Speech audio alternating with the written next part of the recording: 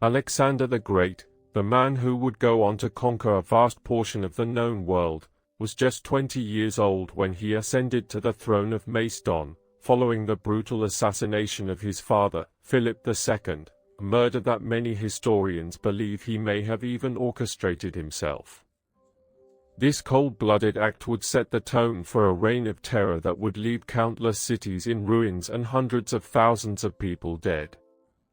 Born in Pella, Macedon, Alexander was tutored by the renowned philosopher and polymath Aristotle until the age of 16, an education that would shape his strategic mind and fuel his insatiable ambition.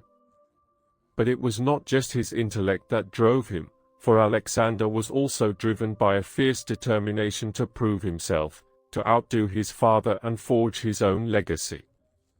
As he launched his campaign in the Balkans, Alexander's ruthless tactics and brilliant military strategy quickly became apparent, as he reasserted control over Thrace and parts of Illyria, leaving a trail of devastation in his wake. The city of Thebes, which had dared to challenge his authority, was subsequently destroyed, its people either killed or sold into slavery. This brutal display of power sent a chilling message to any who would dare oppose him, and soon, Alexander was able to assume leadership of the League, a coalition of city-states that had previously been united against his father. But Alexander's vision was far greater than that of his father, for he sought not just to conquer Greece, but to create a vast empire that would stretch from the Mediterranean to the Indus River. As he marched on, leaving a trail of conquest in his wake, Alexander's legend grew, and with it, his ego. He became increasingly obsessed with his own divine right to rule, and his men began to whisper among themselves about their king's growing megalomania. But still, they followed him, driven by a mix of fear, loyalty, and the promise of riches and glory. For Alexander was a master strategist, always pushing the boundaries of what was thought possible, always seeking to outmaneuver his enemies and outdo his own achievements.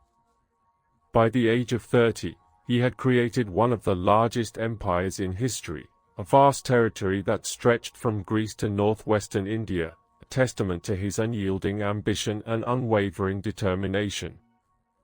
But at what cost? The conquest of Persia, the destruction of Persepolis, the slaughter of the Thebans, all these and more had taken their toll, not just on the people of the conquered lands, but on Alexander himself.